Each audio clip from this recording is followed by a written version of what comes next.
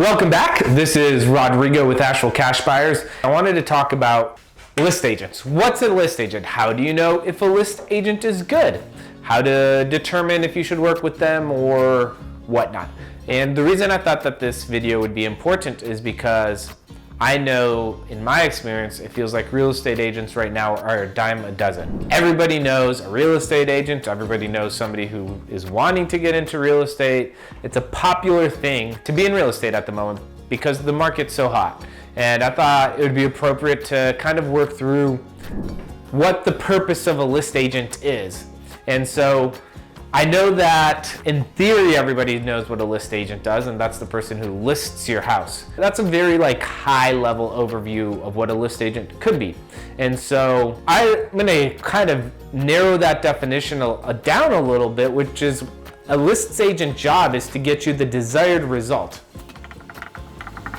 Now, if you're talking to a real estate agent, probably the desired result is to sell your house for the highest price possible. However, there are often times when you're selling that maybe the highest price possible is important, but it might not be the most important component. There's a lot of other reasons or factors that come into play when you're talking about the desired result. So desired results could be price, it could be timing, it could be situation, it could be buyer. And what I mean by that is, for instance, what if you're selling your house but you're moving to another house, and so you need a buyer who's gonna work with you and let you stay in your house after you sold it? What if your house has tenants in it and your desired result, yes, you wanna get as much as you can for the house, but you also wanna make sure that your tenants are gonna be left in a good situation? What if you need to sell really quickly for whatever reason? So the desired result is not gonna always be price.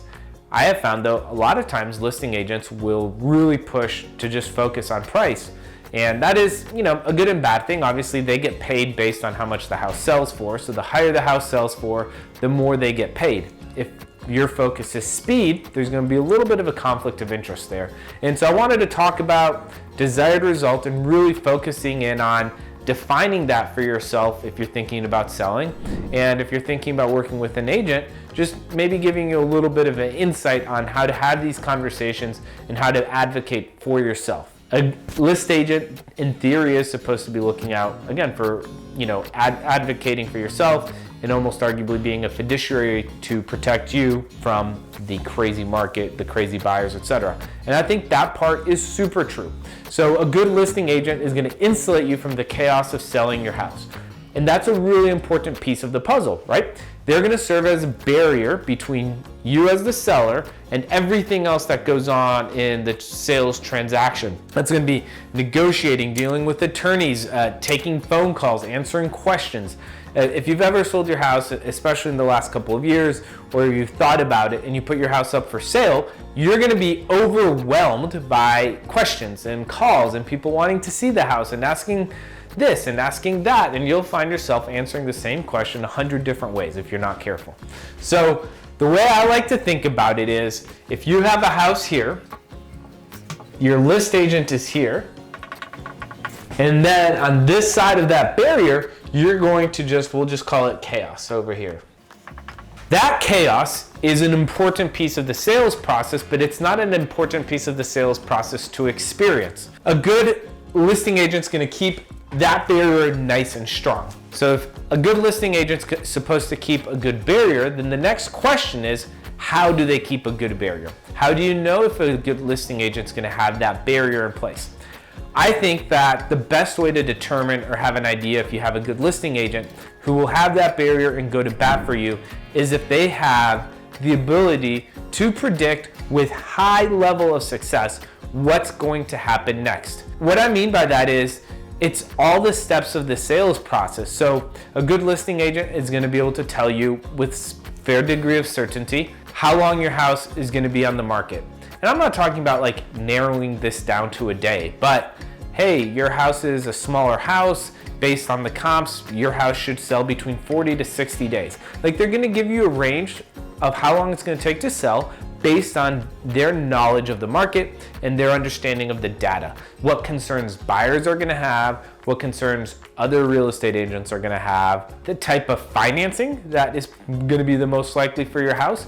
So if you're a house out in the country or something like that, maybe you're gonna have a higher success of working with an FHA buyer. If you're in the middle of town and it's highly desirable, like you're probably gonna have more of a conventional buyer.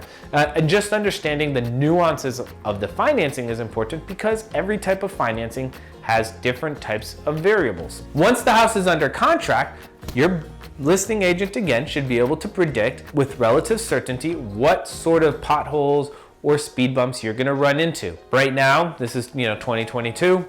Almost anytime a house goes under contract, it doesn't matter what the contract says, that due diligence time frame is getting extended because of appraisal backlogs. A listing agent should be able to know what these speed bumps are, so when they happen, you've got a barrier and you're not dealing with frustration or expectations that are being missed in regards to selling. And the final point is when you show up to the attorney's office, you shouldn't be surprised by anything that happens. And what I mean by that is, again, a good listing agent is going to be able to tell you what documents you're signing, why you're signing them, give you an idea of what the attorney's going to say, why the attorney's going to say that, how quickly or how slowly will you get your money, etc. So a listing agent right now doesn't need help marketing their house. The market markets the house. There's very low inventory, so it's not hard to sell a house. What is hard is to navigate that process smoothly and without a lot of speed bumps. And that's the key right now. If we get into a different market where it's maybe a little bit more of a buyer's market, some of this conversation would change a little bit. It's a nuanced conversation.